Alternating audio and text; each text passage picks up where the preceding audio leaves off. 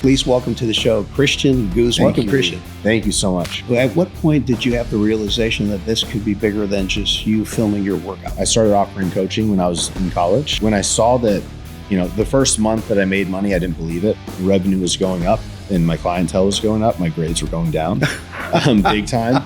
If I can just do this every month, I'm going to be making more money than I would if I was with a $70,000, $80,000 a year salary. For the clothing line, it all started with merch for my coaching business. We launched, I did $127,000 in sales in about 10 minutes. And I got really super overconfidently. The fact that we were so far ahead, it ended up just coming back and biting us in the ass so bad. Alphaland, the gym concept. You didn't just go big, you went huge. Over 30,000 square feet. The oh my God moment was when we had just finished demo. A few of the guys got COVID, the workers. And so we couldn't have anyone in the building. Yeah, you're getting pulled in every direction. It was a very tough time. Mental health. How do you maintain a positive attitude? I think that for me,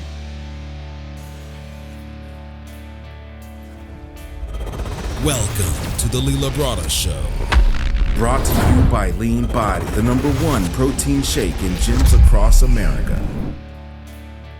Hey guys, welcome back to the Labrada Show. I'm here to help you improve your physical, mental, and spiritual health. Today on the show, we're sitting down with a true force in the fitness business world. He's a fitness influencer, YouTube pioneer, founder of Alphalite Athletics, creator of Alphaland, which is a dream gym experience, and co-founder of 3D Energy. With millions of followers and a relentless drive for growth, he's inspired an entire generation of fitness entrepreneurs.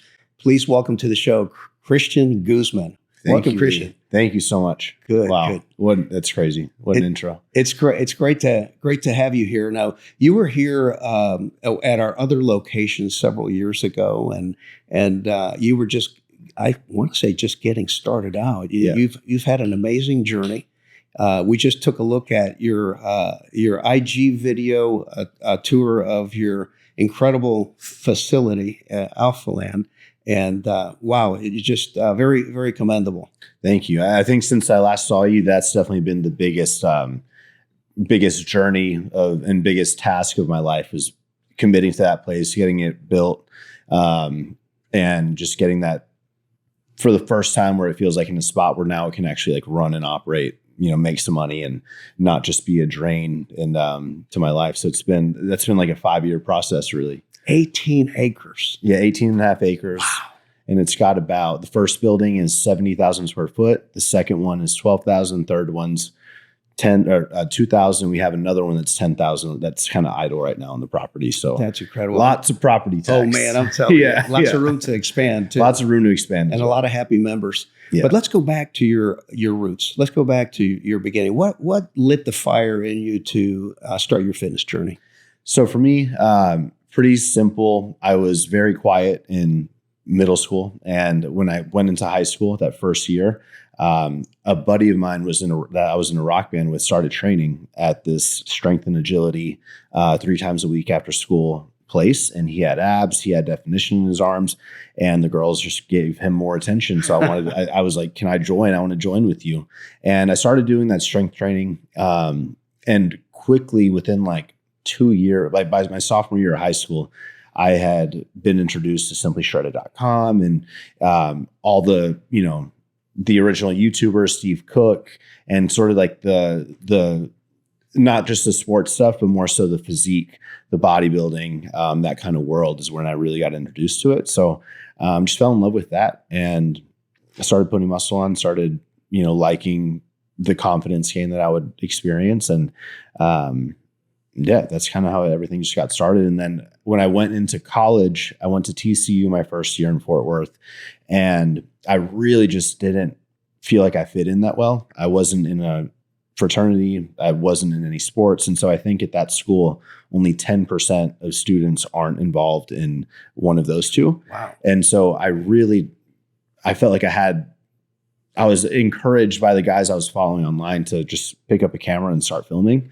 So that's when I started filming in 2012. You just picked up the camera one day and started filming yourself? Yeah, I would wait till about 2 a.m. on a weekday when the community restrooms were like no one was in there. And I would go and film my physique updates in there. Right. And then I would sneak my camera into the gym at the TCU rec center and film some workout tutorials. And then I would just film little quick videos. And you just started uploading them to YouTube. Yeah. You were one of the first. Yeah. I was one of to me, I always had like 5 people that I watched before me. So I always, recall them as being the first. But yeah, I was one of the first when you look at it now that, everybody has a social media and everybody has a platform. So it was definitely got made fun of a lot at the beginning.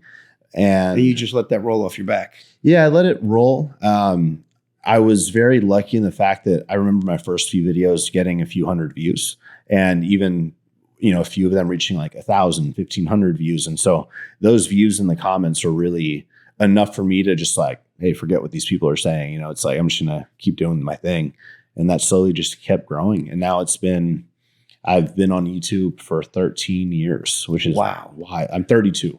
Wow. And, you've had just an incredible achievement in such a short amount of time. A great vision that you have had for yourself and for your brand. And I don't know how much of it was vision per se, and how at the very beginning, and versus just like, I don't know, continuing to do something that was showing me that it was working. Yes. I really think that's all I was doing. You know what I mean? If a video was getting views and getting positive feedback, I was, all right, let's do another one. Let's do another one. Let's do another one. Whenever I first launched my T-shirts, they just had my name on them, CG Fitness Coaching, and just as a way for people to support. And once that kind of got rolling, that worked. Let me launch a hoodie. Let me launch this. Let me do this. Let me actually try to create a brand name that's bigger than like Christian Guzman. So at what point did you have the realization that this could be bigger than just you filming your workouts, that you could actually turn it into a business? I would say right when I started I started offering coaching when I was in college, my second year. And when I saw that, the first month that I made money, I didn't believe it. I was like, this is a scam. I'm going to go to jail or something for taking people's money and giving them a service. I had no idea. So you put your services out there, and it just started happening. People started responding, say, please train me. Yeah, exactly. And I would charge $50 for a meal plan, $50 for a workout plan. I would call to get the credit card. I would run it through like the Stripe app. Right. And that's sort of how it started. And then I stayed in school. And then as my revenue was going up and my clientele was going up, my grades were going down big time. So I just eventually decided after 6 months of logging my revenue, my sales every day, and seeing that, oh, wow, if I can just do this every month, I'm going to be making more money than I would if I was, with a $70,000, $80,000, year salary. Right. And I could do it now with your college degree and that kind of thing. So you majored in fitness. I'm fond of telling people that I majored in bodybuilding in college because I almost did exactly what you did, which is literally my grades went in the tank the first 2 years because I was spending more time in the gym than in the classroom. Yeah. But I finally graduated, but in retrospect, I will tell you that the education that I got in the gym has paid off in spades for me. See, I didn't make it that far. I got 2 years in, and after my second year, I was that summer is when I decided to go ahead and just lean in full to the right. But you could write a book on business and teach a business class with what you've learned. Yeah, it's incredible. Thank you. It's incredible. What's it like to have a camera on you? I mean, it seems like 24 hours a day. I mean, does it ever feel like it's infringing on your privacy, that kind of thing? It's a great question. Because I've been doing it for so many years, I think that it feels pretty natural. I mean, there are times where I just, a lot of times I work with videographers and stuff, but there's certain times where I'm going to film myself and just anytime I want to film and just kind of like take it back burner. So it's kind of like the gas pedal when I'm ready to push, when I'm not. There are times where I want to lean off a little bit, but right now I'm in a phase where I'm just kind of cruising it, uploading 2 YouTube videos a week. And I work with my friend Nabil. We've been working together for like 8-9 years. And so it feels pretty natural, but there are moments where, I'm just like, gosh, I don't want to do this today, And so then there's days where I just will tell him or that we just kind of take a step back, Are you able to I guess draw a dividing line between those things that you want to show on camera and those things that are just basically your private life? It's very tough. Pretty much if there's something I can't talk about, if maybe something is involving more people than just me, then it really kind of makes it difficult to do the YouTube thing fully, for sure. Right. And I'm a pretty quiet guy. I would say any of my high school friends, any of the people that know me say like, oh, he just doesn't talk. He's very quiet and to himself. And the only thing I ever really opened up to and talked to was my camera. So all my high school friends thought it was so weird when I was the one doing YouTube, because it's like you never talk and now you're letting everything out to the camera in front of millions of people like that. Yeah. So it's definitely, I guess it's hope for any introverts to know that you can, maybe find peace, and maybe talking to a camera can be a lot easier than talking to people all the time, Yeah, I can totally relate to that. I was a real shy kid growing up as well. Mm-hmm. And bodybuilding just kind of helped me come out of my shell. It's just gotten easier over the years to talk in front of people, that kind of thing. But it's interesting how it has that effect on us, right? Mm-hmm. Yeah. Christian, let's talk a little bit about Alphalete. What gave you the concept for the clothing line? And, just tell us a little bit how you started and how it's evolved into what it is today. 100%. So for the clothing line, it all started with merch for my coaching business. I printed on local t-shirts, CG Fitness across the chest, and those small releases of clothes. And that was obviously like a super small demographic that was willing to buy that and support that. But that sort of started growing launch over launch over launch. And I knew that by seeing other brands like Gymshark, they had launched in 2012. And so by 2013, 2014, I really knew that the next step to evolve from the brand merch would be to create a brand name and source out, custom fabrics, custom fits, not just use any blank t-shirt and print on it, but to kind of develop a range. And I really looked at what Gymshark was doing and wanted to put a US kind of spin on it. They're very European, very fitted, very, it's a very certain style, at least it was back then. So I wanted to make it more friendly to the US. And I came up with the logo, came up with the name, take the word alpha, take the word athlete, combine it, you get Alphalete. And I had a husky at the time. I had just purchased my husky in college. And so I made a wolf logo, and that was just sort of the brand. And I remember in 2015, we first launched. So after about 18 months of working on the brand and still launching my merch, we launched. I did $127,000 in sales in about 10 minutes. And that's crazy. That was a moment where I was just like, you had an aha moment. Yeah. It was, Dad, we have something here. I need you to help me pack the orders, and this is, with the merch, it was doing $5,000 to $8,000 in a launch, which is great. But to see that literally 25x in minutes was crazy. Yeah, that's nuts. How did you scale up the logistical part of it?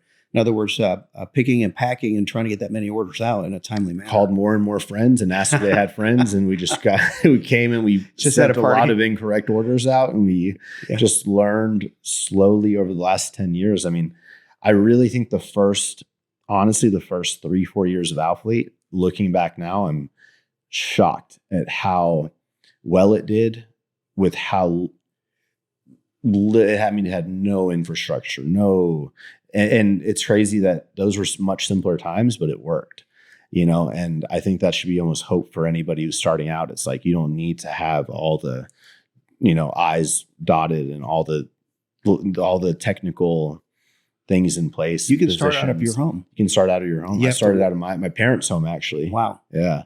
Walk before you run. Mm-hmm. And did you finally get to the point where you scaled up to a facility of your own, that kind of thing? Yeah. So we ended up, it's funny that while Alphalete was happening, so while I launched that company, in the back end, that was in 2015 when I launched the clothes, but in 2014, I actually opened my first gym, which was what I really wanted to do. You wanted to be a gym owner. I wanted to be a gym owner. And in 2014, I opened on January 1. It was a 900 square foot box, right? And then I had 600 square feet of office where I shipped all the merch out. So 1,500 square foot unit. And I put a lockbox in the front and hoped that, members would come use the lockbox, not let people in and not take advantage of the stuff and not steal anything. And I was just completely wrong. So within, I want to say 8 months of the gym being open, I had to close it down. Yeah. I mean, I had, I think 15 members that cards were actually going through and getting processed, and another 30, 35 that just weren't. They were taking advantage of the process. Yeah. And I felt like a terrible guy calling my friends up, hey, there's $20 didn't go through, and it just didn't work. Yeah. So I took out the lockbox, I closed the doors, I just used it for my private gym and then to ship my clothes. And then Alphalete happened in 2015. So that gym closing down made me feel, I was beating myself up like crazy. That was the only business I actually wanted to do. And it's the one that I just failed miserably at, right? Once the clothing launched in 2015 and we saw that big revenue spike, shortly after we got a bigger warehouse and I put the gym in there. And I kind of started to feel, by 2015, our revenue was going up and up and up. And I go, I think I could try this gym thing again. So in 2016, I reopened the gym to the public at a bigger facility that we were also like using half for our clothing and using half for the gym. And so that one actually like started making some money. And then ever since then, it's been a slow growth for the gym. Yeah. That's great. That's great. Now, building a brand like Alphalete is no small undertaking. It's become a world-class brand. And so what were some of your, let's say, one tough moment that comes to mind, I would say the toughest moment on a day-to-day basis is just really trying to balance getting ahead and making bets on future product and orders, and then trying to get data real time and be smart. I mean, the clothing game, the more you can order ahead of time. So if we can get 18 months, ahead, in theory, your product cost is the lowest, your importing rates are the lowest, you're making the most margin. And I got really into that in like 2022 when we were super ahead. I was making these crazy big projections and just ordering super, super overconfidently. Okay. And all of that overconfident ordering and the fact that we were so far ahead, it ended up just coming back and biting us in the ass so bad. Wow. So we had so much excess inventory. The warehouse costs and fees were eating us up. And we actually had our first loss on the books in 2023. Okay. So it's like this crazy growth for 8 years straight. Really, it took that lost year to really kind of wake me up and then have a whole different perspective on how we're going to operate and do things. And it fully reminded me that for the first time, it was bottom line. It's not the top line revenue, it's the bottom line.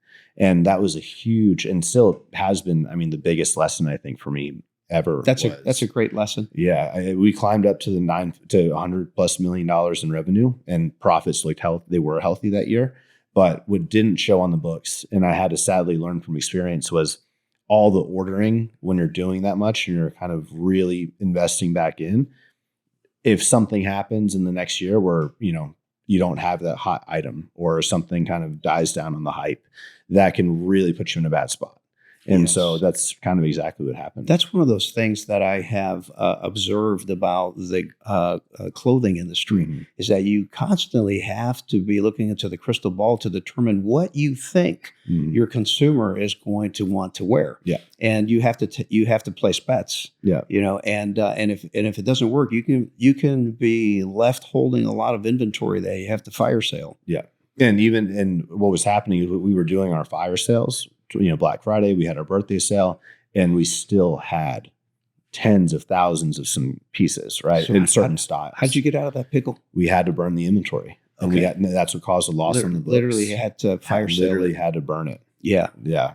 And that was a super awakening moment. And ever since then, it's just been the last 2 years have really been being way more strategic with inventory, being sure that we're, our sell-through rates are healthy and fast enough to restock. And we're kind of reprogramming the entire business model right now to be sure we have an eye on the bottom line. That's great. Now, did you learn all of this on the fly, or have you gone out and hired people that are experts in, for instance, forecasting inventory for the garment industry and that kind of thing?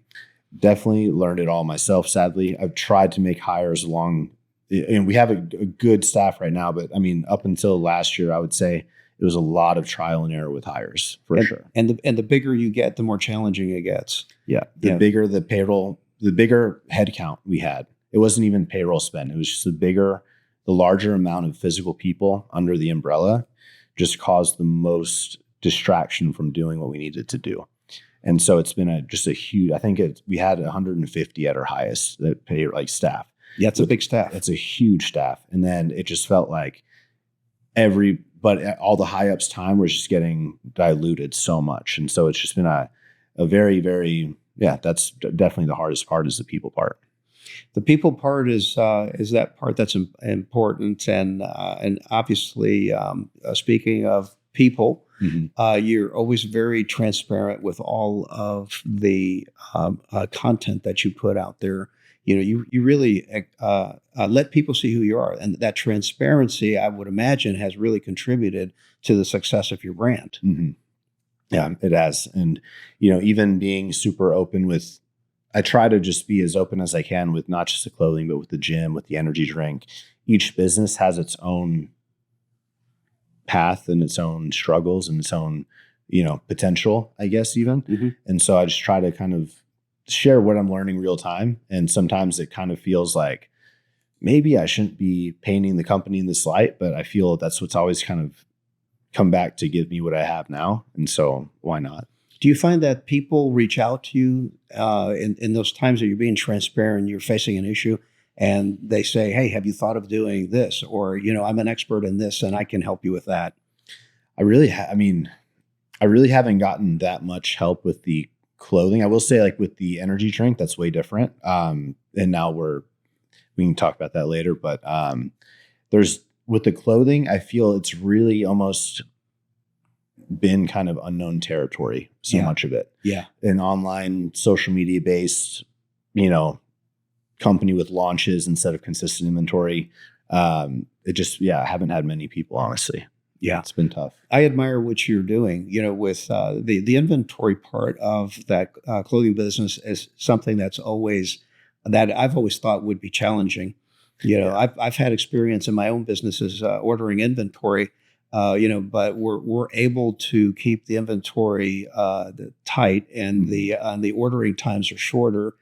So you don't have that issue of, hey, trying to figure out what's going to be in style or not. Easy. I guess in a way, when you put out a new supplement or, excuse me, or a new flavor of an energy drink, we're going to be talking about that. It's one of those situations where you just don't know how it's going to go over, and you're kind of in a quandary figuring out how much am I going to order and that type of a thing. Yeah. I was like, what I've learned, when I first started the clothing, I would have said, oh, it's so easy. Right? Yeah. But it's just conceptually, right? Every year, it's just gotten so much more clear of how difficult. And we have thousands of SKUs. Our company is now 65 to 70% female purchasing. So we're making clothes for women, which is very, very, for me, difficult. Yes. Right. It requires a lot of trust in the people we're hiring.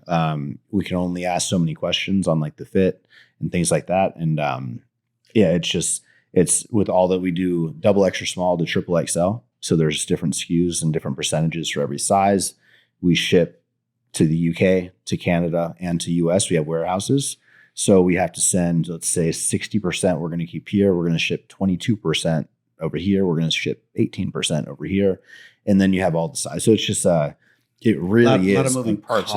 Yeah. And the fact we do 6 launches a year with all new product. My goodness. So it's a very, very difficult business model that we have right now. So we're trying right now to navigate what, if we try to pull away from the drop hype, new, a more consistent, reliable, but it is hard in clothing. The clothing business is very difficult. It really is.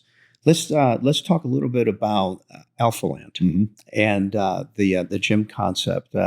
Over 30,000 square feet and 18 acres. Yeah. And so it's like, hey, buddy, you went huge. Yeah. You didn't just go big, you went huge. So how did you go from that smaller gym that you had to this? And in that amount of time, it's like a record. A big reason we were able to grow so quick, I could sit here and say, oh, the gym just gained so many members and it made sense to move that. It didn't make sense. It was because the clothing brand was tied to. The nice thing about having the clothing and the gym and everything's sort of tied in together. And so with the success of Alphalete, that justified this crazy 18.5 acre space. First off, I got it for a great deal, but my plan was I'll use all the second floor for Alphalete. We'll use the first floor and then the 2 outside buildings for the gyms. And it had a huge parking lot. It kind of made sense because we were all the way up until that point, 2020, when I bought the property, I was just leasing and paying $20,000 a month for the gym and then a separate payment for the Alphalete. And so it kind of made sense that we needed to buy something. We had a lot of cash and it was, that time where I was getting actually advised it's time to make a purchase. And once I toured that facility, I just really saw the vision and really was drawn to the benefit of having the business operating upstairs and then the gym right underneath our feet. Mm-hmm. That was always literally like this, that's always been the dream. And for so many years we had to keep it separate. Mm-hmm. So when Alphaland opened, that was the first time in history that we've been in the same location. And I think it's really helped. I mean, it's just great to have everything in one building. I would agree. And it keeps you closer to your clients. It keeps you closer to people who are working out. And you use that feedback to help you with developing products. What do you think some of the biggest challenges were, the biggest obstacles were to you as a businessman with Alphaland? With Alphaland, it was definitely, honestly, I spent way too much money on the build. And I think that was my first time ever doing anything in construction. And I if I did it over again, I could probably save 30-40% of cost of what I spent. And so just kind of knowing that, obviously it's up now, it's done, it's doing great. So it's easy to look past it. But when I really sit and think, wow, I just really went in loops building that thing, right, and spent so much unnecessary money. But it's coming back to you. Coming back because it's just a gem. Hey, guys, you have got to see this. You got to experience it. It's just amazing. If you're ever in Houston, you have to check out Alphaland. Thank you. Yeah. They'll bring back 5% of new people coming in. Yeah. No, yeah. It was definitely the build process. I mean, and not to mention, I bought the building February 2020. March, we got COVID. And that How about that? Yeah. It's like you get into the building, mm-hmm, we get hit with COVID. And then construction can't come in. And you probably have an, oh my God moment, right? Yeah. The oh my God moment was when we had just finished demo and spent way too much money on demo. But then to start the build, a few of the guys got COVID, the workers. And so we couldn't have anyone in the buildings for weeks. And I was just there was a little shack in the parking lot that I was working out of. So just walking out for 2.5 weeks and having nobody on site just to have that property is $110,000 a month. Yeah, that's scary. Not including any costs we're adding to construction. Right. That just made me okay, so this is going to drain me in how many months? Yeah. Yeah, you start thinking about those things. 100%. Yeah. And so that's where I just laser goggled, got in. I just pretty much lived in that shack and made Alphalete thrive. And you know what though? I want to ask you about what you just said, because I think that our viewers could benefit from this.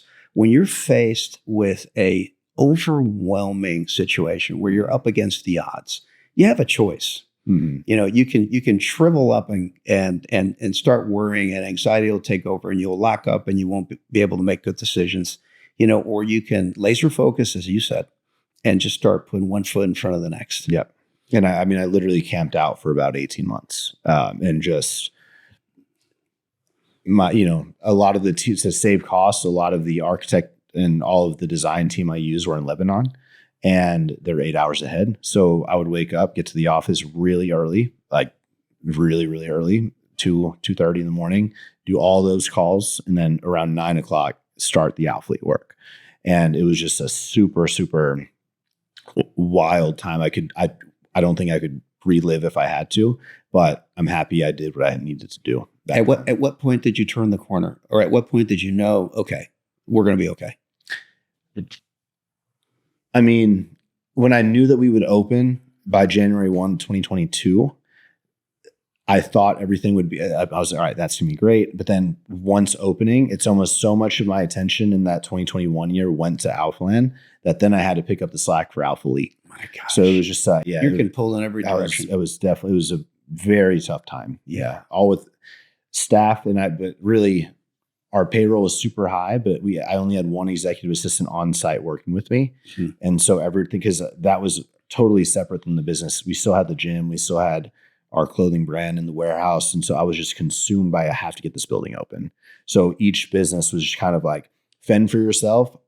I can't give you what I need to be focused here. You had good people in place that could handle those other segments of your business. Yeah. I mean, we handled, none of those people are still here. Yeah. So we got through it though. Yeah. Yeah. What has been the most rewarding part of Alphaland for you?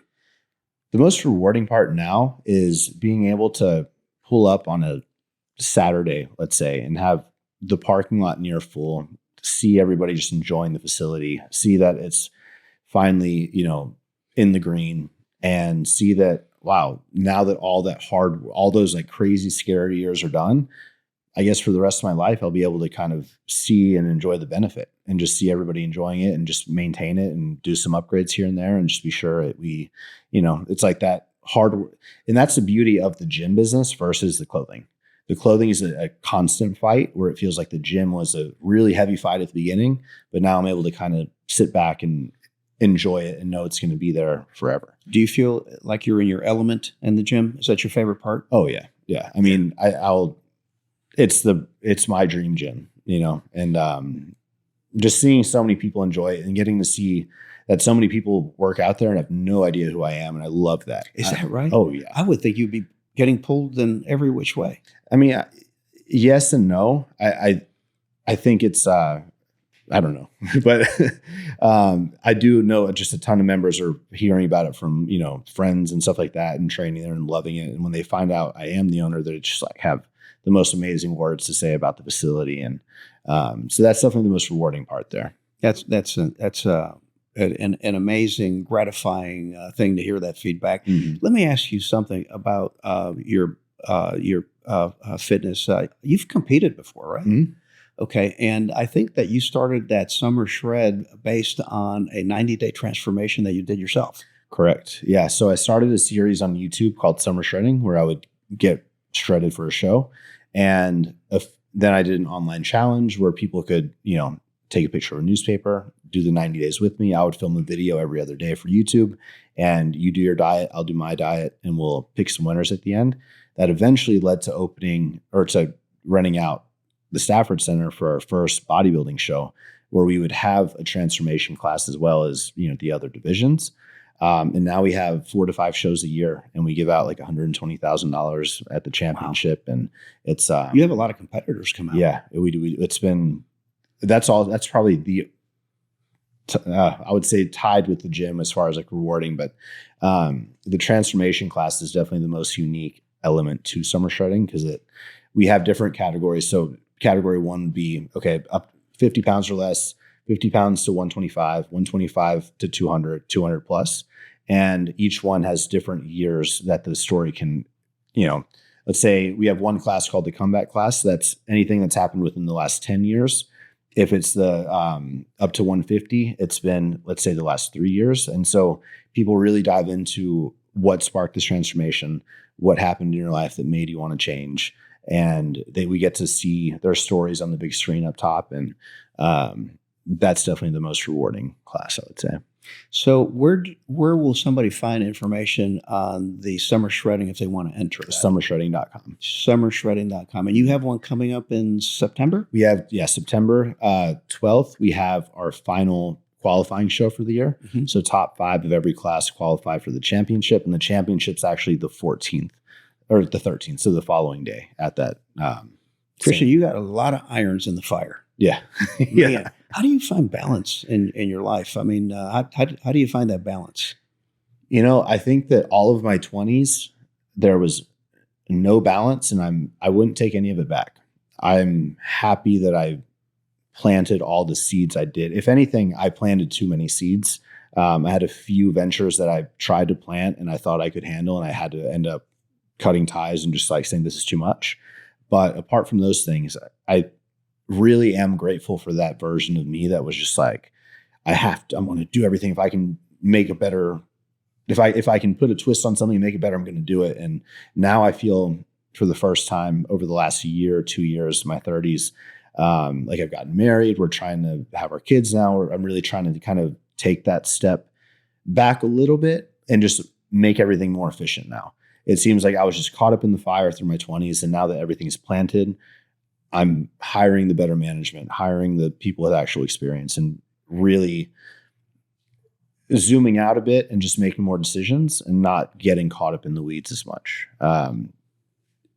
So it's definitely been a huge change. So there's what I sense is that over time you've become more of a long-term planner, and that obviously is what helps you to execute your vision. What does your goal setting process look like? Goal setting has really changed for me a lot.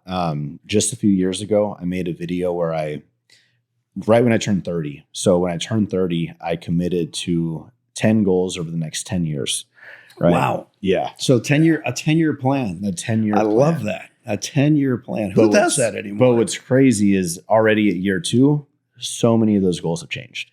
Yeah. Right. And I think that's what maturing has sort of, over the last 2 years, I really think my belief system has changed so much. So just 2 years ago, I was sitting here saying, these 10 things are going to happen. This is how it's going to go. But then a few things happen in life, and, you realize how quickly those goals can shift. And at first I would have been like, no, I don't care what happened. I'm going to stick to these goals no matter what. This is what's going to happen. But now it's like, you have to be able to pivot your goals, right? Yes. When things happen in life. And so that's been a very recent kind of thing that was almost hard for me to admit to, because without feeling like a failure, like I'm changing my plan. Pivoting is not failure. Pivoting is not failure. Right. It's just reassessing. Yeah. 100%. Based on your circumstances, based on your environment, based on the shift in what's important to you. 100%. And so now it's really, I don't know, tips for goal setting. I guess I've just always been so adamant about the goals that I set, but I really think instead of focusing on goals, I just focus on the now, and I focus on what decisions can I make today that are going to put me in the best spot in the future. I love that. I do the same thing. Mm-hmm. And I just find stressing out about 6 months from now and a year from now, it's just useless. Yeah. It's like, let's think about right now, what's ahead, what's in front of me, don't think about the what ifs, the what if. And I mean, I always say every day I have to pull myself back and remind myself of that. But I think just focusing on the decisions today, are really all we can do. Yeah. Well, that's the way to do it. I'm looking at you. I'm looking at your arms. You're in great shape. Oh, thank you. Looking at your arms. Well, thank you. Thank you. I appreciate that. How do you keep yourself motivated to keep training every day? I think that's the one area in life where when that's on and I actually have a program, I'm trying to make progress in a certain thing, or if I'm trying to get leaner, or if whatever I'm trying to do, when I have that, I end up making decisions in business way better. Whenever I kind of am in the grind of the work stuff and I say, and put the fitness on the back burner, that's when I start really just going down a bad path and just really start, letting myself soak into all those. It's like when you don't dedicate the time to take care of yourself, I really think that I've seen firsthand how much of a negative impact that has on me. I've seen that in many cases as well.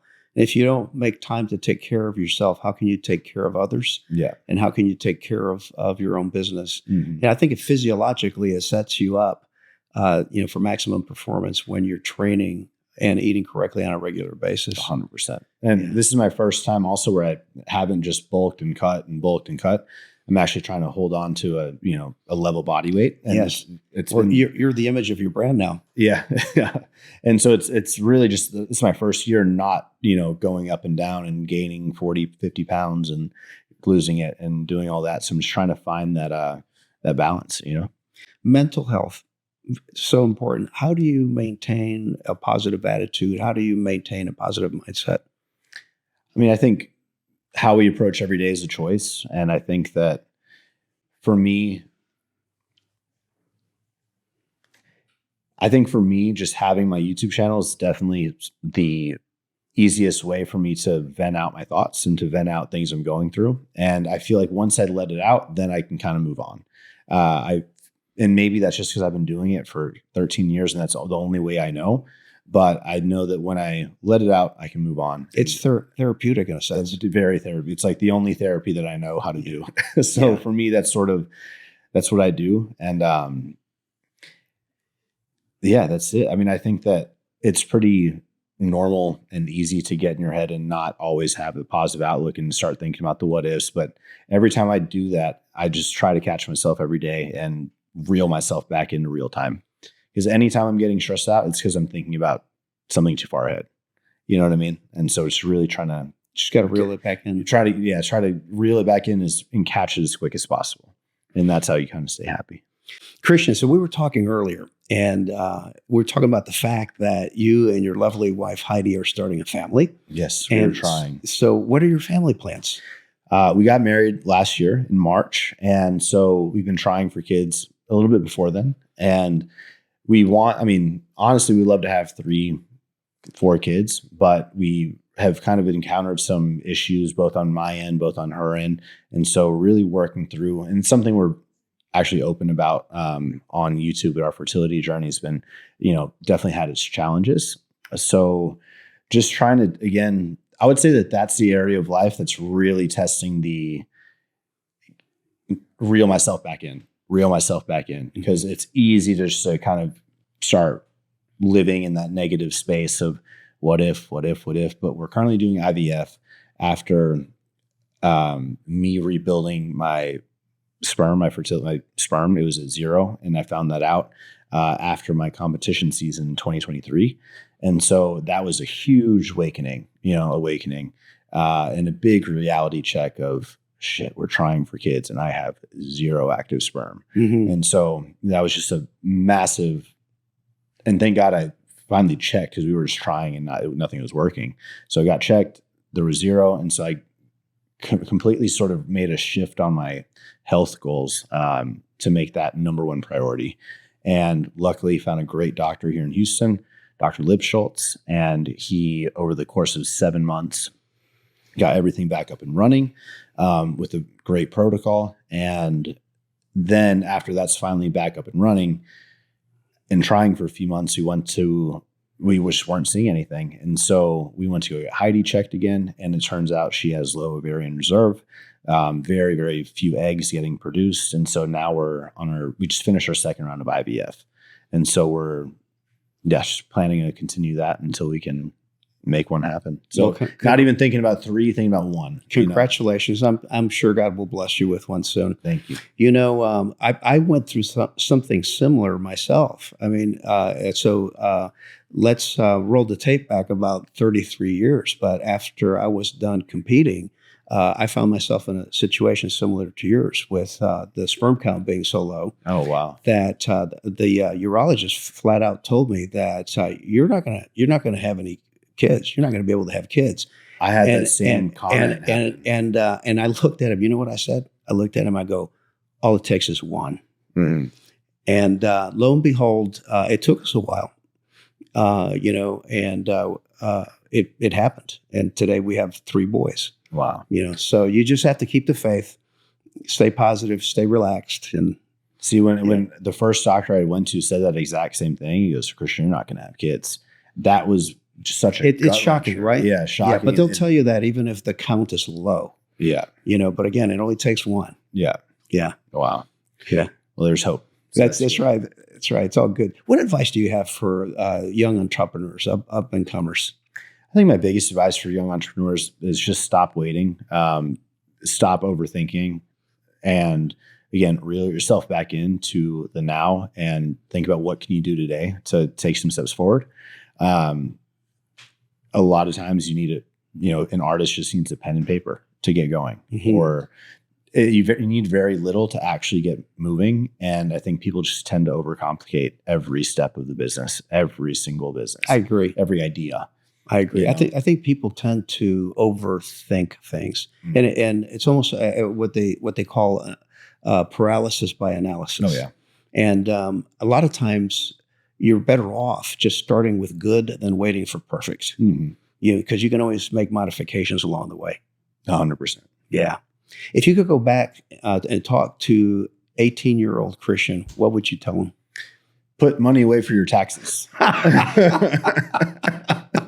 But really, I mean, when I think of general business, I think, wow, those first few years of just getting blindsided by not knowing how tax works and by, wow, I'm making money. And then, even like hitting the first, just realize it's taken me so long to realize like how not just to look at a big number on paper and be like, oh, things are going great. It's like there's so many layers to it. And so it's just taken me so long to even feel confident in, knowing where we stand on any given day, just because of how easy it is for ego to get inflated. So it's like the second you make your first $1 million, it's like, I'm a millionaire, but then you quickly find out, just how quickly that goes. And it's not what you make, it's what you keep. It's what you keep. Yeah. It's what you keep. That's taken me a very long time to realize. It takes a lot of people, a minute to realize that as well, because by the time that you pay out overhead and you pay the taxes and you pay all the sundry expenses and things, it dwindles very quickly. And the last element to that is how much are you putting back into risk for future growth? That's exactly right. If you're smart, you reinvest. That's right. I got caught. Right. Yeah. I was putting everything back into future growth, thinking I was, unstoppable. And that's those peak years when I was doing that was when we then experienced consequences. Yeah, the challenges that come along.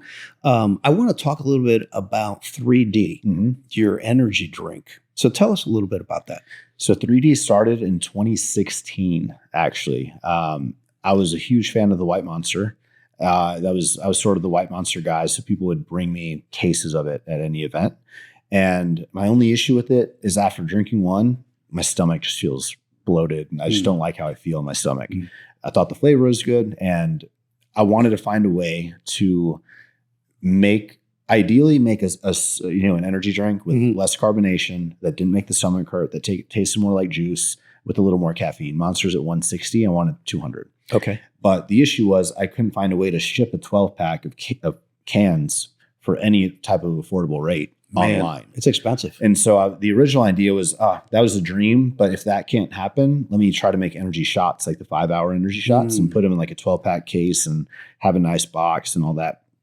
But I met these guys that had a meal prep company, and they actually, we ended up talking, and I was like, I would love to do this energy drink. It's been an idea forever. And they actually told me, let me get some rates. Let me see like what it would cost to ship a 12-pack. And we actually found a way to get a 12-pack delivered anywhere in the US to your door, $29.99 for the 12-pack, free shipping. And we still would, bottom line, make some money.